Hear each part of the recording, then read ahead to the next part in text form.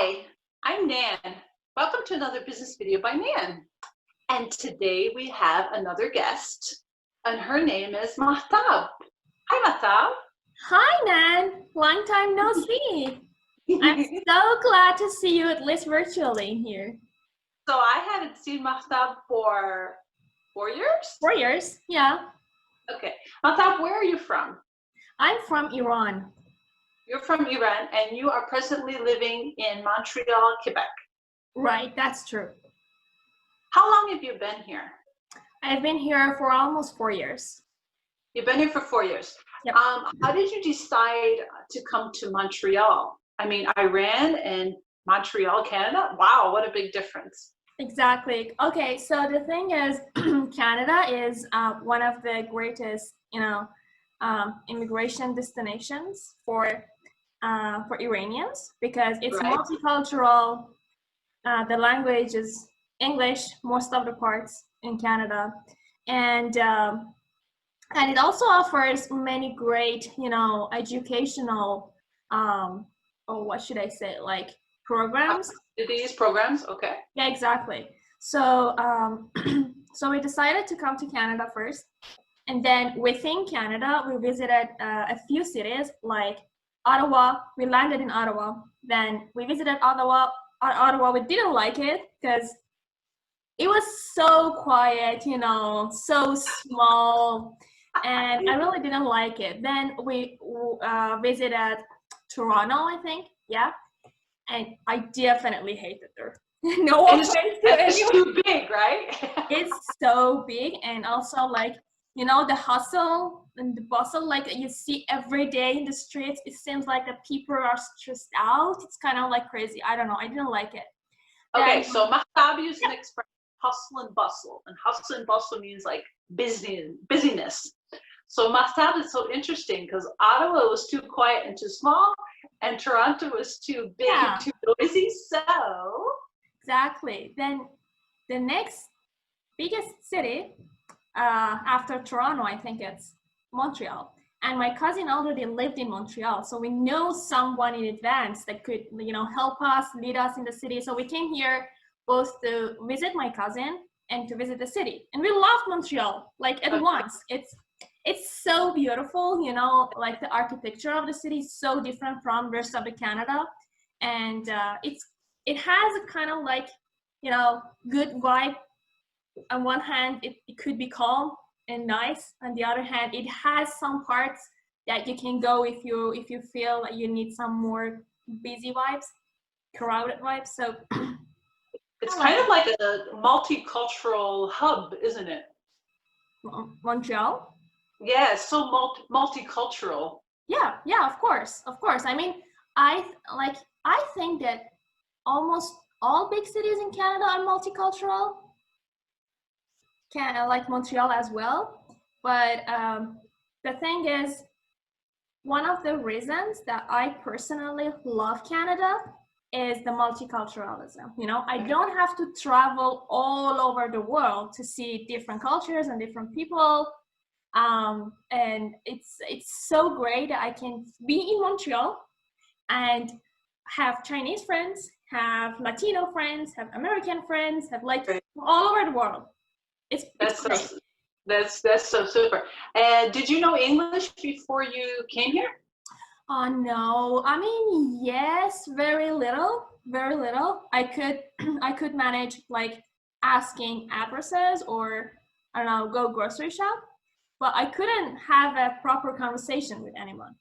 But because your English is so good. So what did you do to get to speak so well? Okay, thank you first. And then the thing is, I always thought that if you go in an Anglophone environment where you can meet many native speakers, then naturally your English will improve. But as much as it might sound crazy, my case is different. So I didn't, spend or like, invest much time and effort on my English before I came to Canada because I thought, oh, I'm in Iran. Whatever I learn here, it's gonna be different there. It's not gonna worth it. The time that I'm gonna spend here. Let's go to Canada and learn English there. but that was one of the biggest mistakes. Okay, so if a student from Iran is watching and they're like, I want to go and move to Canada or the United States, you would say, learn some English first. Learn English. Like,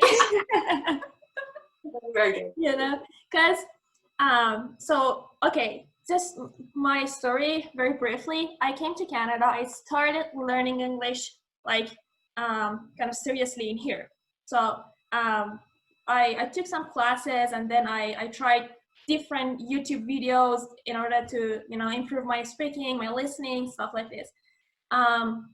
And obviously I was in Canada, and although Montreal is kind of bilingual, and it's not bilingual. I mean, the first language is French, right? So, right. But my neighborhood was mainly English, and I had a lot of, you know, English speaking, or at least like people who were fluent enough in English in my building as my neighbors. But the thing is, I could not improve my English the way only by doing that. You needed more than just YouTube videos and your neighbors. Exactly. That's why. That's okay. So my English level kind of jumped. Okay. Once I started getting prepared for IELTS exam, and okay. that was really different. Like the before and after that, I could see that, like, there was a surge in my level. Okay, so let me just, you mentioned this IELTS exam. Now, this IELTS exam is what the Canada Immigration asks for you to be able to gain points and come here. So, wow, what great advice. Like, not only does the IELTS help you to gain points to get into Canadian immigration, but it also helps you with your English. Of course. Like, you know, because IELTS exam it doesn't only help you with your English, but also it gives you some tricks that once you pick them, you can, like, you know, accelerate your learning process. Okay. For example, for the speaking. Oh, sorry. What, you want to say something? No, go ahead. Yeah. You got a great example coming. Right. Yeah. Because, for example, for the speaking test, I had to memorize many conversations just in case that the examiner asks me them, I have something prepared.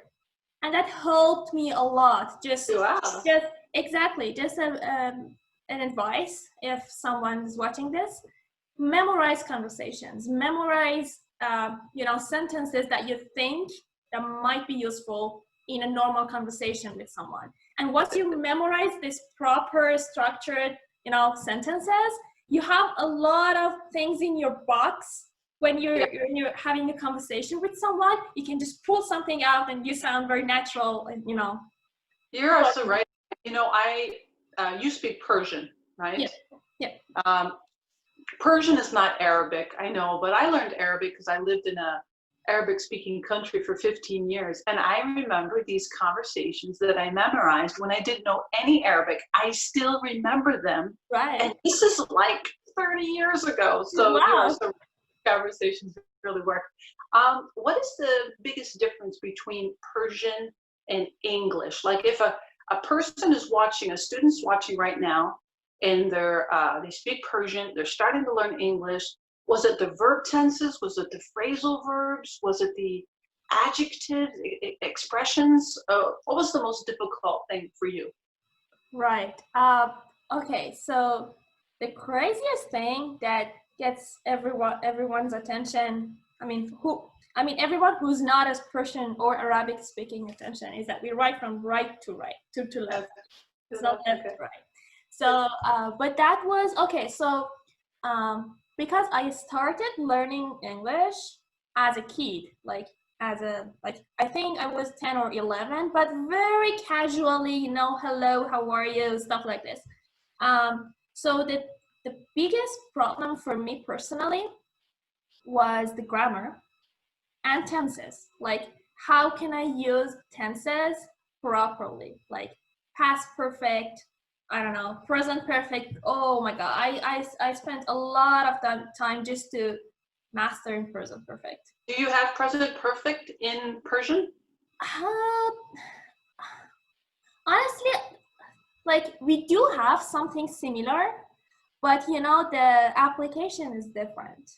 Yeah, because I know in Arabic there's no present perfect. In French there's no present perfect, so it's very possible that there isn't. So if Yeah, you're a student and you're from Iran, okay, maybe don't try to translate present perfect. Just learn it as no. something English has and your language doesn't. Yeah.